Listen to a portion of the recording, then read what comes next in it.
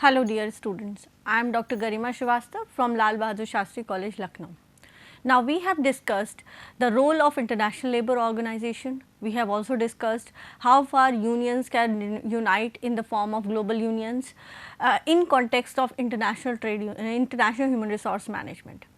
In this lecture, we are going to understand what regional integration is and how framework agreements work for national labours for international assignments. For this, it is important to understand what is regional integration. Now, regional integration, by this word we mean that it is a process by which two or more nation states agree to cooperate and work closely to achieve peace, stability and wealth. Now, here what we talk about is the integration of various regions which may be nearby its boundaries, or some of the countries which come together to trade in a common way amongst each other. This means the integrating states would actually become a new country, that is a total integration. Now, that means the states will be given a separate kind of recognition as considered in regional integration, and it will be whole soul responsible focusing on the achievement of peace, stability and wealth among the people or among the employees or the workforce which is moving across the boundaries of these particular countries. Now, through integration, we can do it through one or more written agreements that describe the area of cooperation. Now, area of cooperation means the areas, the issues, the situations which involve employer as well as the employees, and on the part of which there needs to be some kind of cooperation from both the parties. Now, this is actually done why? Because sometimes what happens when people move from the home country to the host country, while we talk about international human resource management, conflicts and disputes arises. These conflicts or disputes may be due to difference of wages, wage system, it may be due to difference of certain policies, practices that the employers are having. So, for this purpose the integrating countries, the integrating states will apply a standard kind of law, a standard kind of rule, so that the people amongst these countries, they face standard laws, standard policies as related to human resources. This cooperation begins with economic integration and also includes political integration. Now, when we talk about integration, we talk about union of two or more states. That means they become one region according to the laws or the practices they are going to have. We get two types of integration, that is economic integration as well as political integration.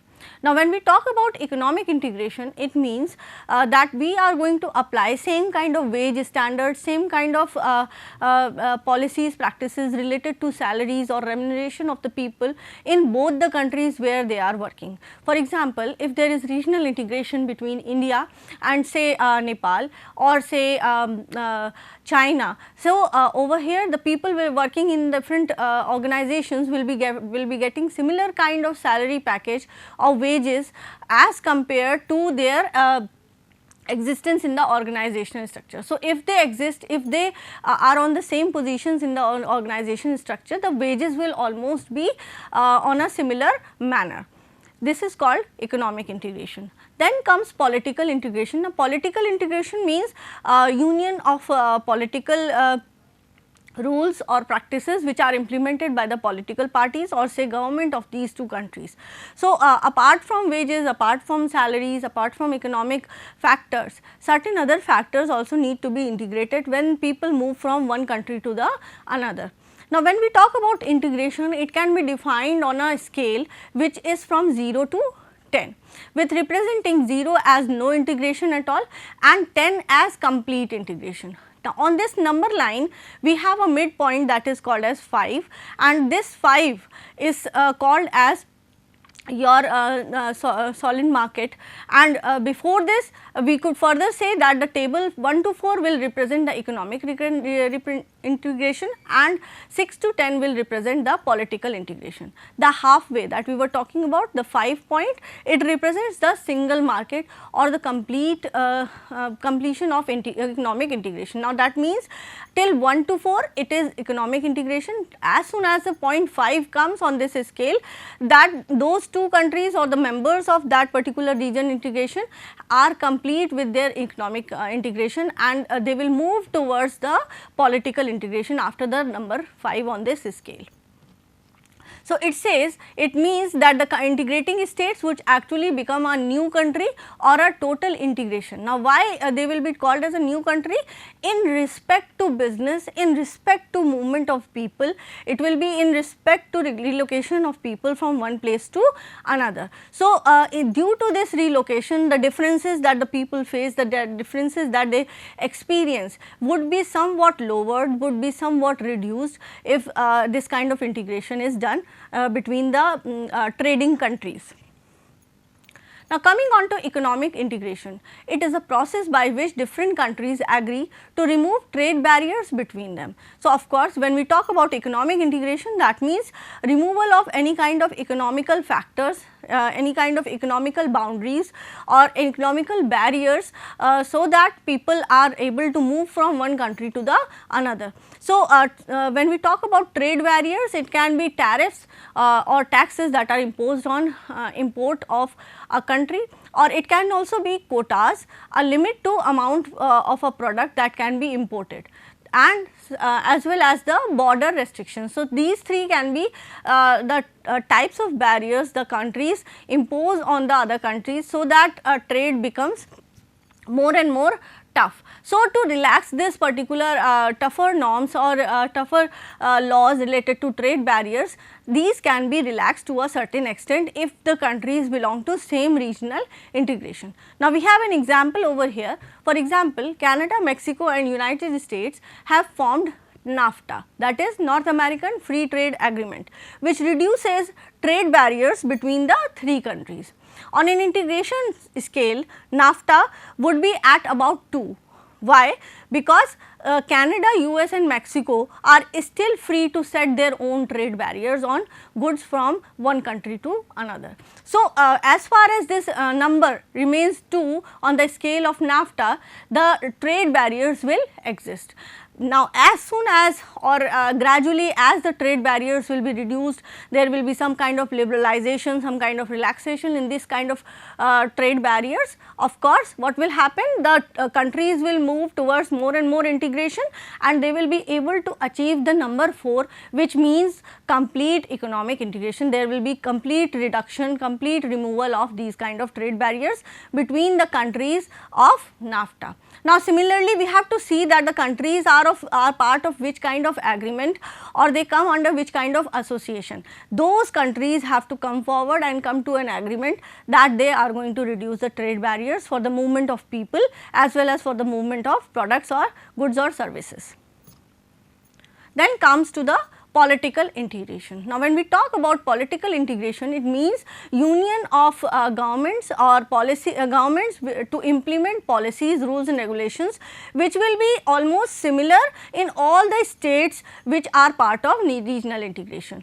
As economies of cooperating countries become completely integrated into single market, there appears a need for common policies of social policy such as education, healthcare, unemployment benefits and pensions, and common political institutions. So, when total economic integration is received, that there comes a state that is called as single market. That means, whether you trade in Mexico or you trade in Canada, there will be no difference in pricing of the product. Why? Because on complete integration, the trade barriers will be totally removed. Right. So, over here when we again move forward from the single market, that means again move forward from the point number 5 to 6 to 10.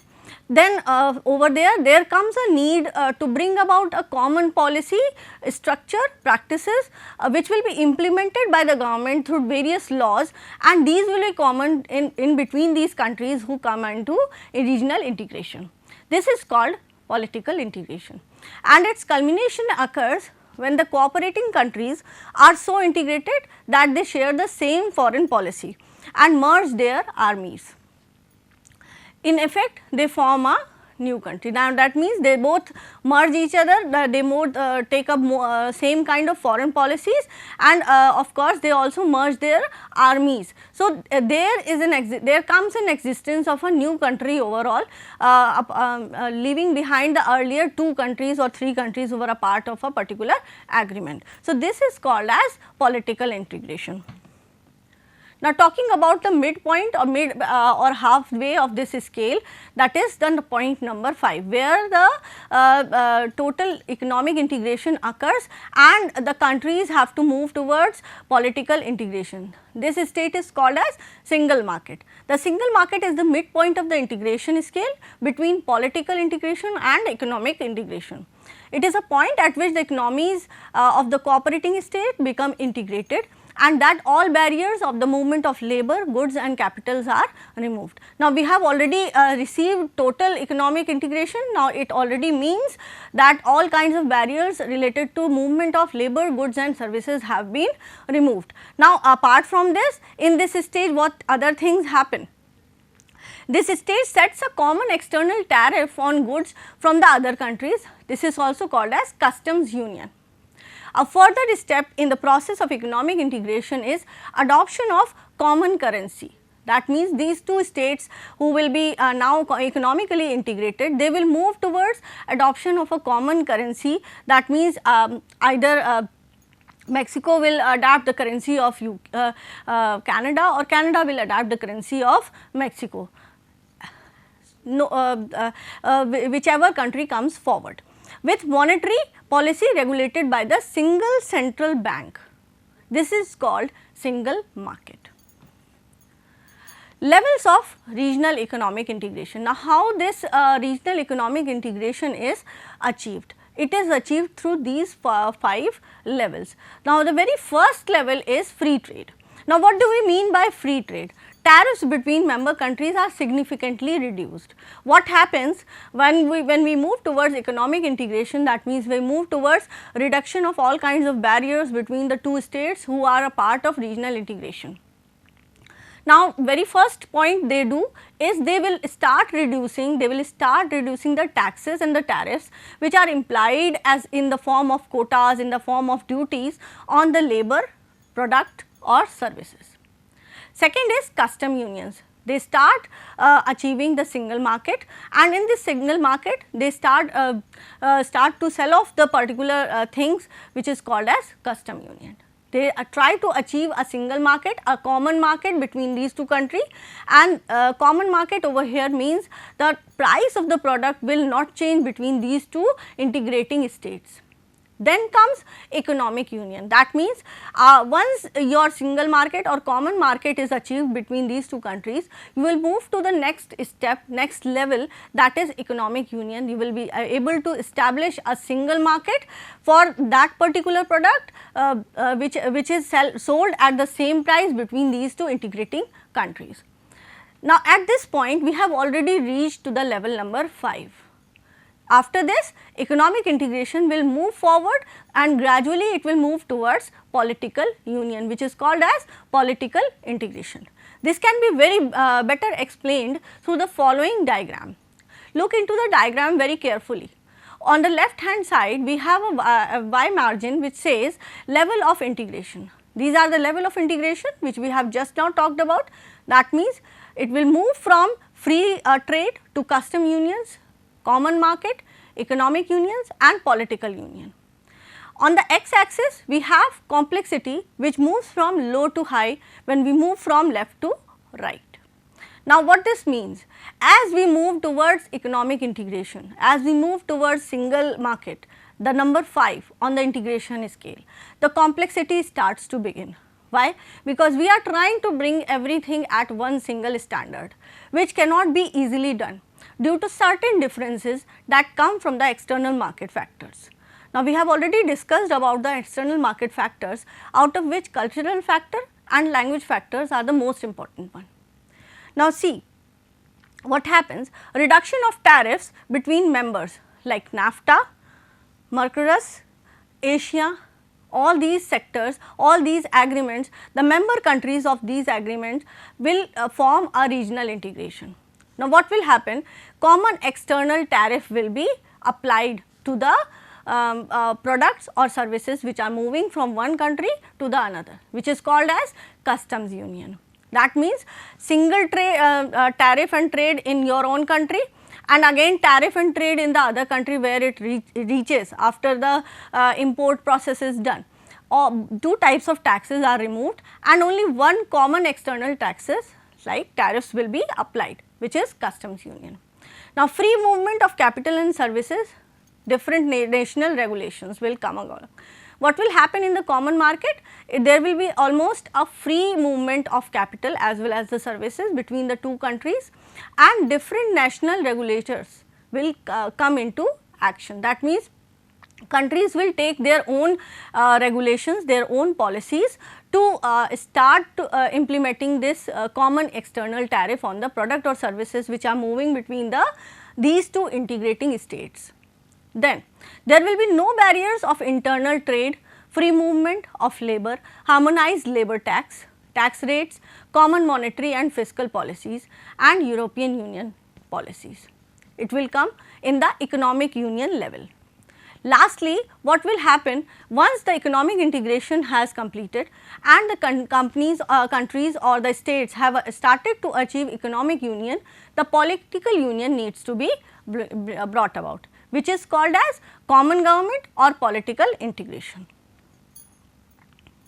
Now, what is the purpose of regional integration? Why are we studying in regional integration? We are studying this topic. Why? Because people are moving from one country to another. While talking in international human resource context, the role of host country comes into play. So, once the employee moves from the home country to the host country, there are different set of principles, different set of say laws and regulations that are applied to this employee who moves from home country to the other country, host country. Most of the laws that are implemented are the laws from the governing body, governing political parties of that host country. Now, if these laws are of same standard as are being practiced in the home country, there will be a somewhat relaxation, somewhat easy adaptation of culture that will be different in the other country by the employee. So, this is the main purpose why regional integration is done. So that the employee who moves from the home country to the host country, he feels lesser alienated and he feels more belong to the nation that he is going to, that is the host country. It also strengthens the trade integration in the region. Now, of course, through this regional integration, when the governments are trying to reduce tariffs and tax barriers which are implied on the product and services, over there by reduction of these tariffs, there will be more and more strengthening in the trade. Why? Because more and more trade will be encouraged when the taxes are reduced. Creation of appropriate enabling environment for the private sector development. For the private sector, it becomes very important, regional integration becomes very important. Why? Because it will encourage other people from the other countries to come and invest in the host country. The host country will also be benefited through this investment, and there will be a generation of employment for the country in which the subsidiary is going to be established. So, it will definitely move towards development of the private sector in the host country. Then, development of infrastructural program in support of economic growth and regional integration. Now, when we talk about regional integration, it also aims at development of infrastructural programs. Why? Because once once a company from the home country, it starts to establish its subsidiary in the host country, there will be a requirement of infrastructure like factory setup, conveyance, transport setup and other electricity supply and fuel setup in the host country. So, all this will be provided, all this will be developed as and when the other country nations are going to invest in the host country. So, host country will also start to develop infrastructure in its own country, and this development of infrastructure will again influence other people from rest of the world to come and invest in the country. Development of strong public sector institutions and good governance. It will also encourage development of strong public sector institutions. Why? Because when we talk about public sector institutions, most of the laws and practices are implemented by the government. So, now when we were talking about regional integration, we also talked about political integration. So, there is always a way that political parties or the governing parties can take part into. What they can do, they can follow same set of rules, same set of norms, or you can say standard set of norms in both the integrating countries, so that there is lesser difference in the policies of the public sector, which will ultimately encourage the development of public sector institutions or units in the country itself. Ultimately, what will happen? It will lead to good governance, it will lead to better implementation of policies between the two countries. There will be lesser of resistance, lesser of resilience amongst the employees, amongst the citizens of the nations. The reduction of social exclusion and development of an inclusive civil society. What will happen if we try to get regional integration in the two integrating states? There will be reduction of social exclusion. Now, social exclusion means the person coming from the home country will not feel himself excluded out of the society of the host country.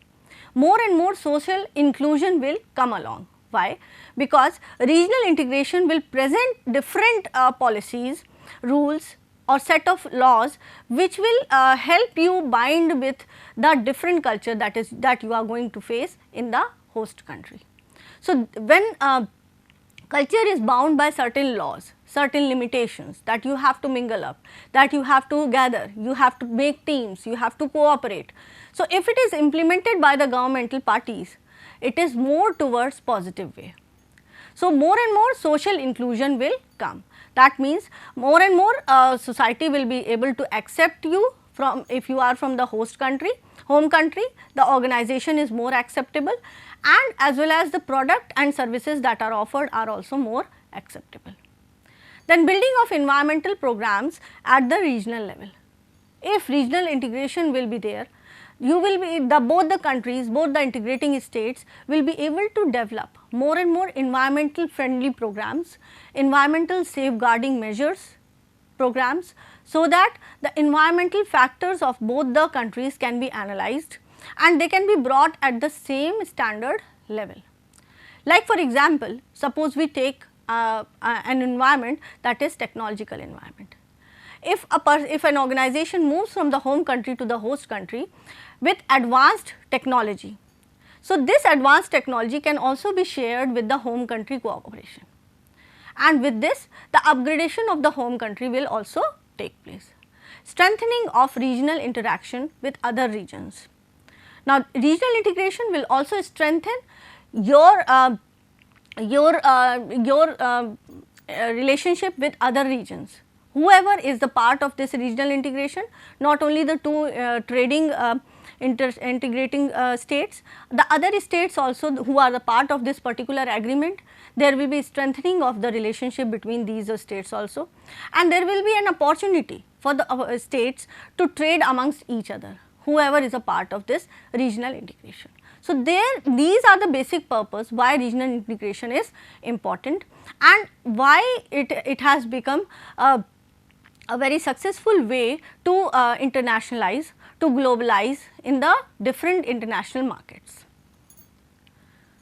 There are some of the regional unions like European Union, we have NAFTA, USA, Canada and Mexico are the part of NAFTA. Then we have Andean Pact, then Mercosur originated with Brazil, Argentina and it includes Paraguay and Uruguay. Then we have ASEAN, Brunei, Cambodia, Indonesia, then we have Laos, Malaysia, Myanmar, Philippines, Singapore, Thailand and Vietnam. SAARC nations. South Asian Association for Regional Cooperation.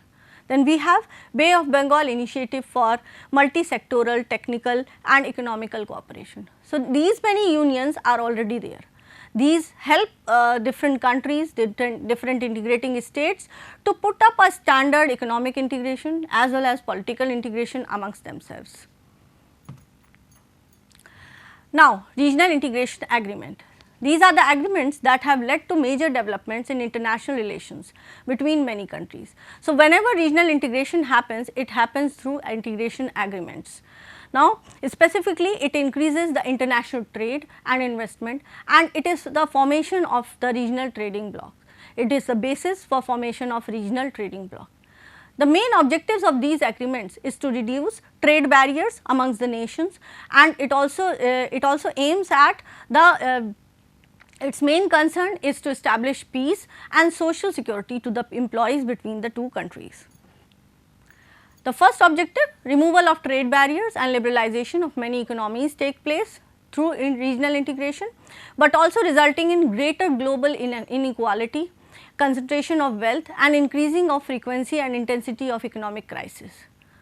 Secondly, the number of agreements agreed under the rule of GATT and the WTO and signed each year has dramatically increased. Since 1990s, there are 194 agreements ratified in 1999 and it contained 94 agreements. So, too many number of agreements will also create confusion between the integrating states. The last few years have experienced huge qualitative as well as quantitative changes in the agreement. The top three challenges are as follows. Deep integration recognition. It is a concept that the additional barriers tend to segment the markets that impede the flow of goods and services along the ideas and investment. Such deep integrations were first implemented in the single market program in the European Union. Then we have the second challenge, that is closed regionalism to open model. There have been focus to change systems from closed regionalism to more open models that were created among developing countries during 1960s and 70s. The positive aspects of such shifting is that there has been some restructuring of old agreements, that means now new agreements are applied. Lastly, we have trade blocs. Advent of trade blocs tend to draw in some parity between high income industrial countries and developing countries, which is much lower in income base, in that they tend to serve as equal partners under such system. For example, North American Free Trade Area formed in 1994 when Canada-US Free Trade Agreement was extended to Mexico. Now, these trade blocs are another part of regional integration and they help the integrating states to come to a standard as regards to economic status and moving towards the single market. Then again, once single market is achieved, it starts moving, it starts gradually adapting the processes which move towards the political integration. Thank you.